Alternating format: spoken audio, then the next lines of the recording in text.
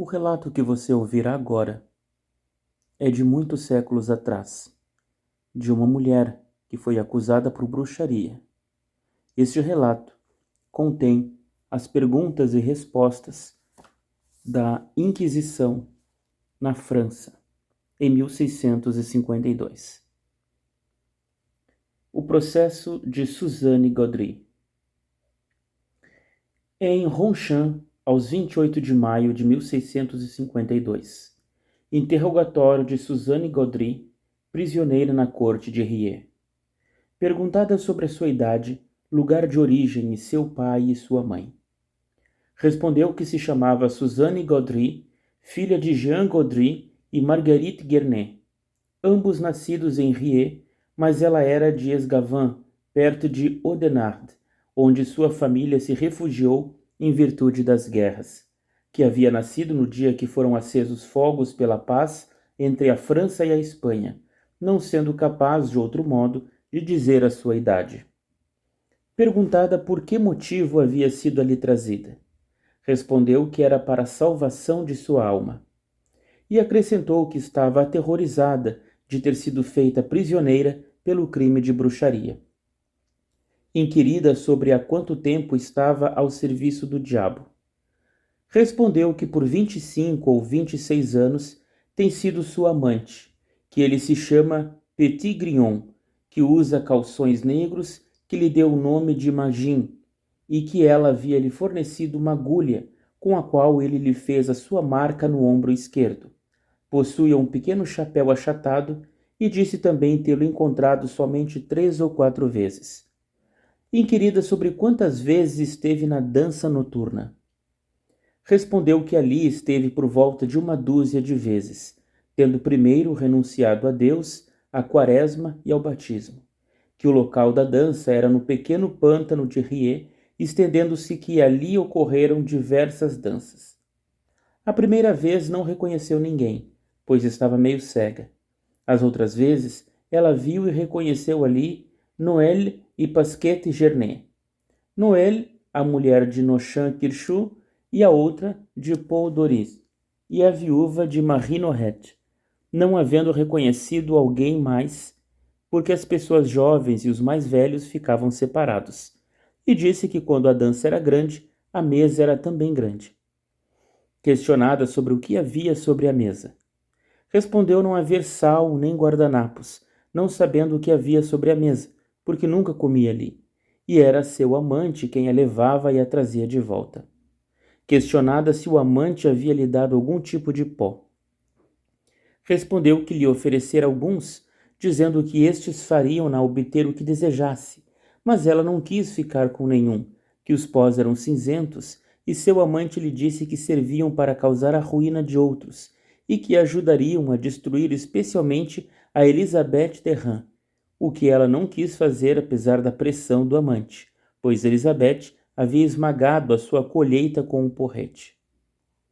Interrogada de que modo e como dançavam, respondeu que eles dançavam do jeito comum, que havia um guitarrista e alguns assoviadores que pareciam ser homens, mas ela não tinha certeza, e a dança durava 1 hora, e então todos desfaleciam de exaustão. Interrogada sobre o que acontecia ao final da dança, respondeu que eles formavam um círculo, onde estava um rei com uma longa barba preta e vestido de negro, com um chapéu vermelho que fazia a cada um obedecer à sua ordem, e então todos desapareciam. Perguntada sobre quanto tempo fazia desde que havia visto Grignon, seu amante, respondeu que há 3 ou 4 dias. Perguntada se havia abusado da Santa Comunhão, respondeu que não, nunca, e que sempre a havia engolido. Então acrescentou que seu amante havia pedido a hóstia por inúmeras vezes, mas ela recusou a dar-lhe. Após diversas admoestações que lhe foram feitas, ela assinou este, marcado com um X. Segundo o interrogatório, em 29 de maio de 1652, no dia seguinte. Esta prisioneira, sendo introduzida na sala, foi informada sobre os fatos e as acusações e perguntada se o que tinha declarado e confessado no dia anterior era verdade. Respondeu que se isto era para colocá-la na prisão, não era verdade. E após ter permanecido em silêncio, disse ser verdadeiro. Inquirida sobre o nome de seu amante, que nome este se intitulava. Respondeu que seu nome era Grignon e que se intitulava Magnan. Inquirida onde ele a encontrou pela primeira vez e o que fez com ela. Respondeu que quando estava em sua habitação, que ele tinha calções negros e um chicote. Repete a versão do dia anterior. Disse também que foi presenteada com uma garrafa de azeite, tendo então desejos amorosos. Questionada sobre há quanto tempo estava subjugada ao diabo. Respondeu, repetindo a confissão, que ele a conheceu carnalmente por 3 ou 4 vezes e havia lhe dado satisfação. E sobre o fato de ela não ter medo de ter um bebê, disse jamais ter pensado nisto. Questionada acerca de quantas vezes compareceu ao coral e dança noturnos e quem havia ali reconhecido. Respondeu que por 11 ou 12 vezes que ela comparecia a pé, acompanhada de seu amante, e onde na terceira vez que ali esteve, viu e reconheceu Pasquette e Noëlle Guernet e Maria Omité, com as quais ela nunca falou pela razão de que não se falavam. Interrogada sobre há quanto tempo não vê o seu amante e se não havia visto Marie Horry e sua filha Marie na dança. Respondeu que faz muito tempo, a saber, coisa de 2 anos, e não havia visto Marie Horry nem sua filha ali. Ao ser pedido que refletisse por certo tempo na primeira parte da questão, disse que fazia umas boas 2 ou 3 semanas que não o via, tendo, a partir de então, renunciado a todos os diabos do inferno e àquele que a tinha seduzido. Interrogada se, não obedecendo às ordens do chefe da reunião, ela não era surrada ou ameaçada por este. Respondeu que ela nunca foi surrada, e invocava o nome da Virgem, e que jogou fora o pó que possuía, não querendo fazer qualquer malefício com este. Perguntada sobre o que fez com o pó, ela não temia seu amante, uma vez tendo-o jogado fora? Respondeu, após ser pressionada nessa questão, que tinha feito morrerem as ervas de seu jardim ao final do verão, há 5 ou 6 anos atrás, por intermédio do pó, ao qual o jogou fora por não saber o que fazer com este. Perguntada se o diabo não a aconselhou a roubar e causar danos a Elisabeth Derham, respondeu que ele a aconselhou a roubá-la, mas insistiu que não lhe fizesse dano, e isto porque ela, no caso de Elisabeth Derham, havia cortado madeira de sua cerca e revirado as sementes em sua horta, dizendo o seu amante que ela deveria vingar-se, batendo em Elisabeth. Inquirida uma vez mais se havia praticado algum malefício com este pó e constrangida a dizer a verdade. Respondeu que nunca havia feito homem ou besta morrerem. Então, mais tarde acrescentou que fizera o cavalo ruivo de Philippe Cornier morrer, há cerca de 3 ou 4 anos, por intermédio do pó, colocado no local onde este teria de passar, na rua perto de sua casa. Inquirida se ela tem ou tiver alguma desavença com ele. Respondeu que havia tido alguma dificuldade com sua mulher, porque sua vaca havia comido os alhos porós. Questionada sobre como e de que maneira eles dançam no coral. Respondeu que dançam em um círculo, dando-se as mãos, cada um com seu amante ao lado, e que não falam uns com os outros. Por fim, confessa que eram diabos que tocavam. Após ter sido admoestada a pensar em sua consciência, foi reconduzida à prisão. Deliberação da Corte de Mons, 3 de junho de 1652.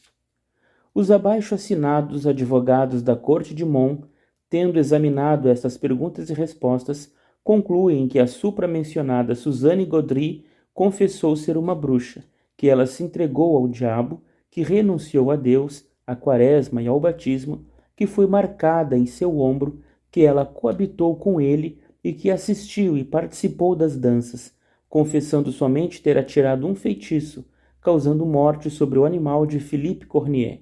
Mas não há evidência disto, com exceção da declaração anterior.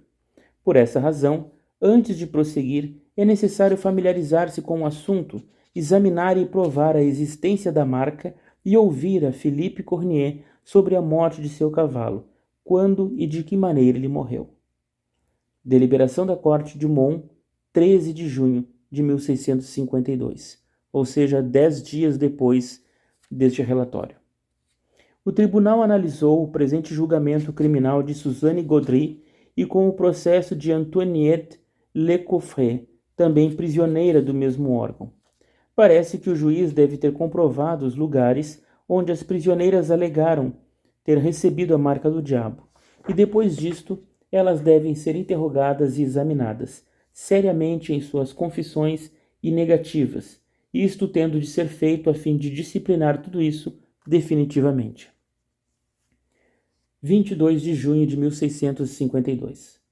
Os julgamentos de Antoinette Lecoffret e Suzanne Gaudry, informado pelos abaixo-assinados, defensores do Tribunal de Mons, e tendo sido oralmente narrado que os aldeões as conduziram à prisão e as persuadiram a confessar a fim de evitar a detenção, convencendo-as que assim, procedendo, as deixariam ir.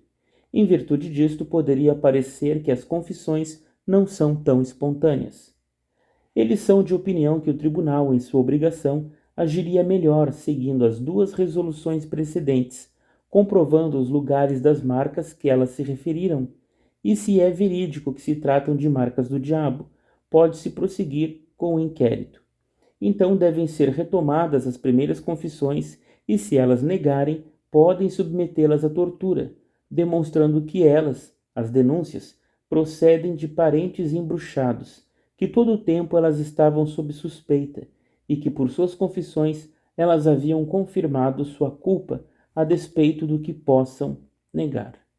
Notem que os advogados dizem no julgamento que as acusadas, se elas negassem aquilo que elas haviam falado, deveriam sofrer a tortura.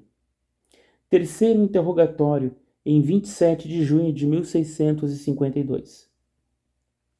Esta prisioneira foi trazida à sala e inquirida para saber se as coisas eram ou não como havia dito, e confessado no início de sua detenção.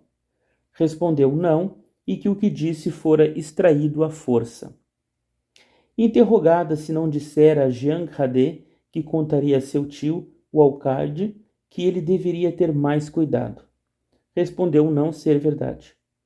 Pressionada para dizer a verdade, ou de outra maneira seria submetida à tortura, frisando que sua tia fora queimada pelo mesmo assunto. Respondeu que não era uma bruxa.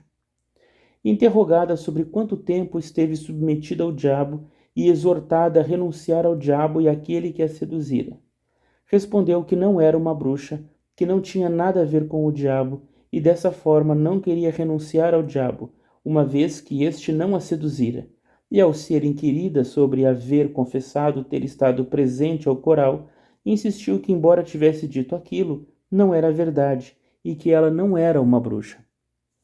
Acusada de haver confessado a morte de um cavalo por meio de um pó que o diabo tinha fornecido, respondeu que havia dito isso porque se encontrara coagida a dizer que necessariamente tinha cometido algum ato maléfico, e após várias admoestações para que dissesse a verdade. Ela foi colocada nas mãos do oficial do encarregado da tortura, caindo de joelhos, contorcendo-se e gritando e proferindo inúmeras exclamações, sem ser capaz, contudo, de derramar uma única lágrima, o que era comumente atribuído às bruxas, e dizia a todo instante que não era uma bruxa. A tortura. No mesmo dia, no lugar da tortura.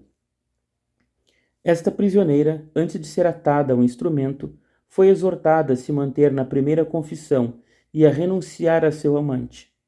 Respondeu que negava tudo o que havia dito e que não tinha qualquer amante. Sentindo estar sendo amarrada, disse que não era uma bruxa enquanto gritava convulsivamente. Questionada por que ela havia escapado da aldeia de Rie, respondeu que não poderia dizer, que Deus e Virgem Maria haviam-na proibido de fazê-lo e que ela não era uma bruxa. E sobre o motivo pelo qual havia confessado ser uma, disse que foi forçada a isto. Argumentado que ela não tinha sido forçada, mas ao contrário ela havia declarado por si mesma sem qualquer ameaça. Respondeu que confessara e que não era bruxa, e sendo um pouco esticada, gritava incessantemente que não era uma bruxa, invocando o nome de Jesus e de Nossa Senhora da Graça, não querendo dizer mais nada. Questionada se não havia confessado ser uma bruxa por 26 anos, respondeu que dissera isto, mas retratava-se, gritando Jesus Maria que não era uma bruxa. A marca sendo comprovada pelo oficial na presença do Dr. Bouchan, foi sentenciado pelo supracitado doutor e oficial, que era verdadeiramente a marca do diabo. Sendo mais fortemente esticada no cavalete de tortura, a ela foi rogado que mantivesse suas confissões. Respondeu que era verdade, que era uma bruxa e que sustentaria tudo o que havia dito. Perguntada sobre há quanto tempo estava submetida ao diabo, respondeu que desde há 20 anos atrás, quando o diabo apareceu a ela, estando em sua habitação na forma de um homem vestido com calções negros e um pequeno chicote. Inquirida sobre como se chamava o seu amante, respondeu que havia dito Petit Grignon. Então, sendo retirada do instrumento, disse uma vez perguntada que não era uma bruxa, que não poderia dizer nada. Perguntada se seu amante havia tido cópula carnal com ela e quantas vezes. Sobre isto, não respondeu coisa alguma. Então, sob o pretexto que estava mal, nenhuma palavra pôde ser arrancada desta. Logo que começou a confessar, ela perguntou quem estava a seu lado e a tocava, ainda que nenhum dos presentes podia ver alguém ali. E foi observado que, após ter dito estas palavras, não mais desejava confessar coisa alguma. Veredito. 9 de julho de 1652. À luz dos interrogatórios, respostas e investigações feitas em relação às acusações contra Suzanne Gaudry, juntadas com suas confissões, das quais parecem que ela sempre teve a má reputação de estar maculada com o crime de bruxaria, e uma vez que ela fugiu e buscou refúgio na cidade de Valenciennes, temendo ser apreendida pela lei por esta matéria, e considerando como seus familiares mais próximos foram também manchados com semelhante crime e os seus perpetradores executados, desde que por suas próprias confissões afirmou ter feito um pacto com o diabo, recebida sua marca, a qual no relatório de Sir Michel de Roux foi julgada pelo médico doutor de Ronchamp e o oficial da tortura de Cambrai, após terem examinado, não ser uma marca natural, mas uma marca do diabo, o que eles sustentaram com juramento, e que disso decorre que ela renunciou a Deus, à quaresma e ao batismo, e deixou-se ser conhecida carnalmente pelo diabo, tendo nisto obtido prazer. Ademais, uma vez que ela disse ter tomado parte nas danças e corais noturnos, sendo tudo isso crimes de lesa majestade divina, para a expiação dos quais a opinião dos abaixo assinados é que a justiça de Rieux pode legitimamente condenar a supracitada Suzanne Gaudry à morte, sendo levada à forca e estrangulada até a morte, e depois seu corpo seja queimado e espalhado as cinzas no bosque das cercanias. Em Valenciennes, em 9 de julho de 1652. A cada membro do tribunal, 4 livres, 16 sous, e para a viagem do supracitado Rouen, incluída a escolta de um soldado, 30 livres. Esta, então, é o relatório da execução e antes julgamento de Suzanne Gaudry, que afirmou, sim, ter contato com o diabo para satisfazer aqueles que a julgavam e assim tentar se livrar da condenação. No entanto, foi torturada e, mesmo dizendo não ser uma bruxa, foi enforcada e depois queimada.